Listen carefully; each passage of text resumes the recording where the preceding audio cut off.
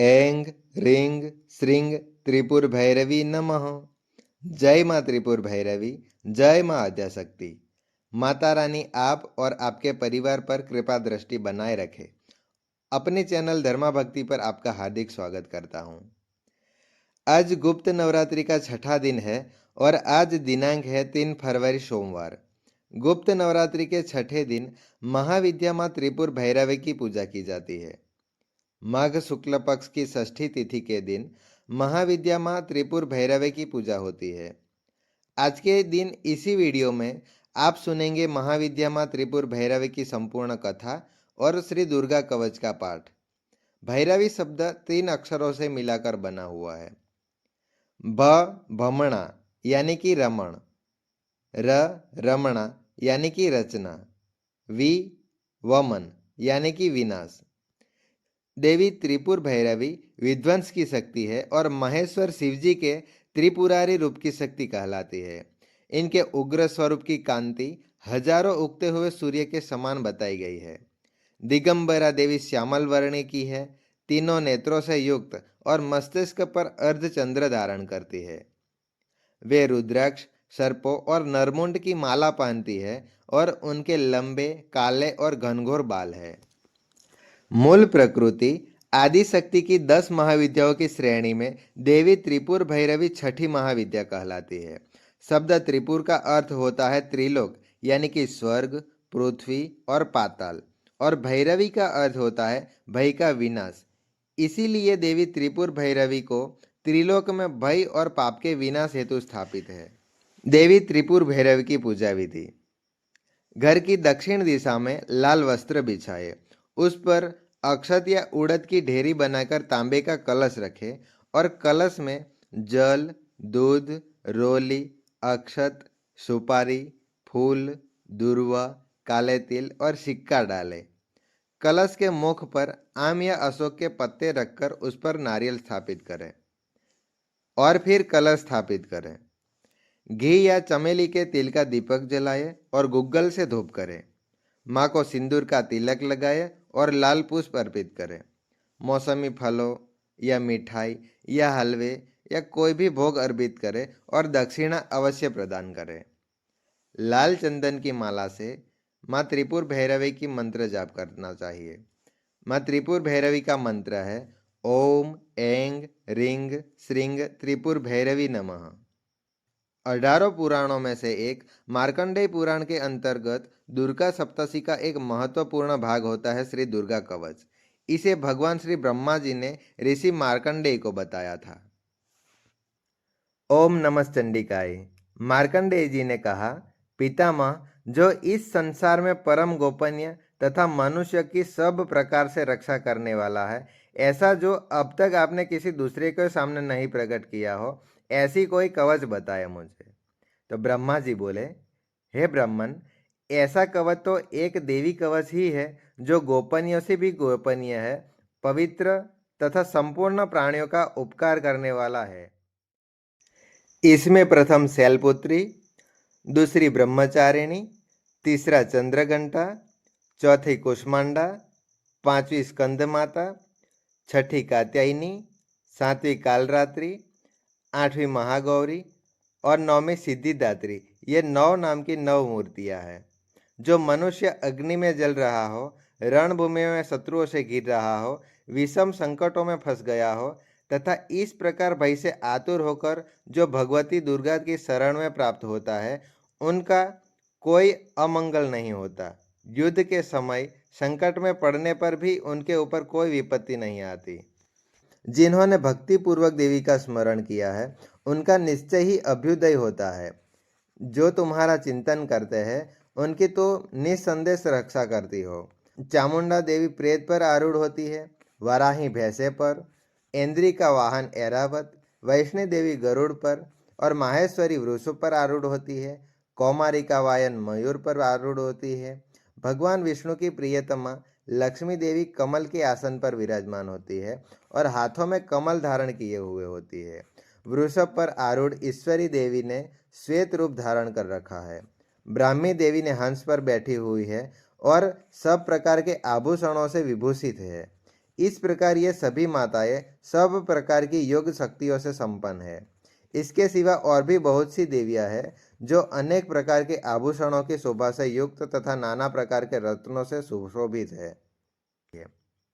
ये संपूर्ण देवियां क्रोध में भरी हुई है और भक्तों की रक्षा के लिए रथ पर बैठी दिखाई देती है। ये शंख, चक्र, गदा, शक्ति, हल और मुसल, खेटक और तोमर, परशु तथा पास, कुंत और त्रिशूल एवं उत्तम सारंग, धनुष आदि अस्त्र शस्त्र अपने हाथों में धारण करती है। दैत्यों के शरीर का नाश करना, भक्तों को अभय दान देना और देवताओं को कल्याण करना, यही उनके शस्त्र धारण करने का उद्देश्य है। महान रौद्र रूप, अत्यंत घोर पराक्रम, महान बल और महान उत्साह वाली देवी, तुम महान भय का नाश करने वाली हो, तुम्हें नमस्कार है। हे अंबिके, मेरी रक्षा करो। पूर्व दिशा में ऐन्द्री मेरी रक्षा करे, अग्निकोण में अग्निशक्ति, दक्षिण दिशा में वाराही, नैऋत्य कोण में खड्गधारिणी मेरी रक्षा करे, पश्चिम दिशा में वारुणी और वायव्य कोण में मृग पर सवारी करने वाली देवी, उत्तर दिशा में कौमारी और ईशान कोण में शूलधारिणी देवी मेरी रक्षा करे। ब्रह्माणी, तुम ऊपर की ओर से मेरी रक्षा करो और वैष्णवी देवी नीचे की ओर से मेरी रक्षा करो। इस प्रकार सबको अपना आसन बनाने वाली चामुंडा देवी दसों दिशाओं में मेरी रक्षा करे। जया आगे से और विजया पीछे की ओर से मेरी रक्षा करे। वाम भाग में अजिता और दक्षिण भाग में अपराजिता रक्षा करे। उद्योतिनी शिखा की रक्षा करे। उमा मेरे मस्तक पर विराजमान होकर रक्षा करे। ललाट में मालधारी रक्षा करे और यशस्विनी देवी मेरी भौहों का रक्षण करे। भौहों के मध्य भाग में त्रिनेत्रा और नथुनों की यमघंटा देवी रक्षा करे। दोनों नेत्रों के मध्य भाग में शंखिनी और कानों में द्वारवासिनी रक्षा करे। कालिका देवी कपोलों की तथा भगवती सांकरी कानों के मूल भाग की रक्षा करे। नासिकाओं में सुगंधा और ऊपर के होठ में चर्चिका देवी रक्षा करे। नीचे के ओठ में अमृत कला तथा जीभ में सरस्वती देवी रक्षा करे। कुमारी दांतों की और चंडिका कंठ प्रदेश की रक्षा करे। चित्र घंटा गले की, घाटी की और महामाया तालु में रहकर रक्षा करे। कामाक्षी ठोठी की और सर्वमंगला मेरी वाणी की रक्षा करे। भद्र कंठ के बाहरी भाग में नीलग्रीवा और कंठ की नली में नलकुबरी रक्षा करे। दोनों कंधों में खड्गिनी और मेरी दोनों भुजाओं की व्रजधारिणी रक्षा करे। दोनों हाथों में दंडिनी और अंगुलियों में अंबिका रक्षा करे। सुलेश्वरी नाखों की रक्षा करे। कुलेश्वरी कुक्षी में रहकर रक्षा करे। महादेवी दोनों स्तनों की और शोक विनाशिनी देवी मन की रक्षा करे। ललिता देवी हृदय में और शूलधारिणी उदर में रहकर रक्षा करे। नाभि में कामिनी और गुह्य भाग की गुहेश्वरी रक्षा करे। पुतना और कामिका लिंग की और महिषवासिनी गुदा की रक्षा करे। भगवती कटी भाग में और विंध्यवासिनी घुटनों की रक्षा करे। संपूर्ण कामनाओं को देने वाली महाबला देवी दोनों पिंडलियों की रक्षा करे। नारसिंगी दोनों घुट्टियों की और तेजसी देवी दोनों चरणों के पृष्ठ भाग की रक्षा करे। श्री देवी पैरों की अंगुली अपने दाढ़ों के कारण भयंकर दिखाई देने वाली द्रंश करालिनी देवी नखों की और उर्वश केशिनी देवी के रोमावलियों के छिद्रों में कौबेरी तथा त्वचा की वागेश्वरी देवी रक्षा करे। पार्वती देवी रक्त, मज्जा, वसा, मांस, हड्डी और मेद की रक्षा करे। आंतों की कालरात्रि और पित्त की मुकुटेश्वरी रक्षा करे। मूलाधार आदि कमल कोशों में पद्मावती देवी और कफों में चूड़ामणि देवी स्थित होकर रक्षा करे। नख के तेज की ज्वालामुखी रक्षा करे। जिसका किसी भी अस्त्र से भेदन नहीं हो सकता, वह अभेदा देवी शरीर की समस्त संधियों में रहकर रक्षा करे। ब्रह्माणी, आप मेरे वीर की रक्षा करे। छत्रेश्वरी छाया की तथा धर्मधारिणी देवी मेरे अहंकार की, मन और बुद्धि की रक्षा करे। हाथों में वज्र धारण करने वाली वज्रहस्ता देवी मेरे प्राण, अपान, व्यान, उद्दान और समान वायु की रक्षा करे। कल्याण से शोभित होने वाली भगवती कल्याण शोभना मेरे प्राण की रक्षा करे।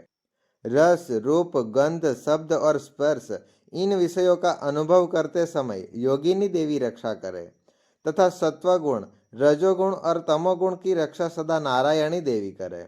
वाराही आयु की रक्षा करे। वैष्णवी धर्म की रक्षा करे तथा चक्रिणी देवी यश, कीर्ति, लक्ष्मी, धन तथा विद्या की रक्षा करे। इंद्राणी आप मेरे कुल की रक्षा करे। चंडी के तुम मेरे पशुओं की रक्षा करो। महालक्ष्मी पुत्रों की रक्षा करे और भैरवी पत्नी की रक्षा करे। मेरे पथ की सुपथा और मार्ग की क्षेम करी रक्षा करे। राजा के दरबार में महालक्ष्मी रक्षा करे तथा सब और व्याप्त रहने वाली विजया देवी संपूर्ण भयों से मेरी रक्षा करे। देवी जो स्थल कवच में नहीं कहा गया है उसको रक्षा से रहित वह सब तुम्हारे द्वारा सुरक्षित हो, क्योंकि तुम विजयशालिनी और पाप नाशिनी हो। यदि अपने शरीर का भला चाहे तो मनुष्य बिना कवच के कहीं एक पग भी न जाए। कवच का पाठ करके ही यात्रा करे। कवच के द्वारा सब ओर से सुरक्षित मनुष्य जहाँ जहाँ भी जाता है वहाँ वहाँ उसे धन लाभ पाता है तथा संपूर्ण कामनाओं की सिद्धि करने वाली विजय की प्राप्ति होती है। वह जिस जिस अभिष्ट वस्तु का चिंतन करता है उसको निश्चय ही प्राप्त कर लेता है। वह पुरुष इस पृथ्वी पर तुलना रहित महान ऐश्वर्य का भागी हो जाता है। कवच से सुरक्षित मनुष्य निर्भय हो जाता है। युद्ध में उसकी पराजय नहीं होती तथा वह तीनों लोकों में पूजनीय हो जाता है।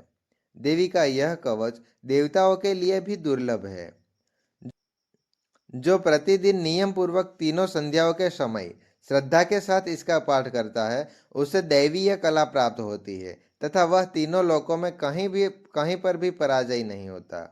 देवी का यह कवच देवताओं के लिए भी दुर्लभ है। वह अपमृत्यु से रहित होकर 100 से अधिक वर्षों तक जीवित रहता है। मकरी, चेचक और कोढ़ आदि उसकी संपूर्ण व्याधियां नष्ट हो जाती है, उनका कोई असर नहीं होता। कनेर, भांग, अफीम, धतूरे आदि का स्थावर विष, सांप और बिच्छू आदि के काटने से चढ़ा हुआ जंगम विष तथा अफीम और तेल के संयोग आदि से बनने वाले कृत्रिम विष, ये सब प्रकार के विष दूर हो जाते हैं, उसका कोई असर नहीं होता। इस पृथ्वी पर मारण मोहन आदि जितने भी आभिचारिक प्रयोग होते हैं तथा इस प्रकार के जितने मंत्र यंत्र होते हैं वे सब इस कवच को हृदय में धारण कर लेने पर उस मनुष्य को देखते ही नष्ट हो जाते हैं। ये ही नहीं, पृथ्वी पर विचरने वाले ग्राम देवता, आकाशचारी देव विशेष, जल के संबंध से प्रकट होने वाले गण, उपदेश मात्र से सिद्ध होने वाले निम्न कोटि के देवता, उनके जन्म के साथ प्रकट होने वाले देवता, कुल देवता, माला, डाकिनी, साकिनी, अंतरिक्ष में विचरने वाली अत्यंत बलवई भयानक डाकिनियां, ग्रह, भूत, पिशाच, यक्ष, गंधर्व, राक्षस, ब्रह्म राक्षस, बेताल, कुष्मांड और भैरव आदि अनिष्टकारक देवता भी हृदय में कवच धारण किए रहने पर उस मनुष्य को देखते ही भाग जाते हैं। कवचधारी पुरुष को राजा से सम्मान वृद्धि प्राप्त होती है। यह कवच मनुष्य के तेज की वृद्धि करने वाला और उत्तम है। कवच का पाठ करने वाला पुरुष अपनी कीर्ति से विभूषित भूतल पर अपने सुयश के साथ साथ वृद्धि को प्राप्त होता है। जो पहले कवच का पाठ करके उसके बाद सप्तशी चंडी का पाठ करते हैं उनकी जब तक वन, पर्वत और कानसों सहित यह पृथ्वी टिकी रहती है तब तक यहाँ पुत्र पौत्र आदि संतान परंपरा बनी रहती है। फिर देह का अंत होने पर वह पुरुष भगवती महामाया के प्रसाद से उस नित्य परम पद को प्राप्त होता है जो देवताओं के लिए भी दुर्लभ है। वह सुंदर दिव्य रूप धारण करता और कल्याणमय शिव के साथ मोक्ष को प्राप्त करता है। यहाँ पर देवी कवच संपूर्ण होता है। जय माँ नव दुर्गे, जय माँ आद्याशक्ति।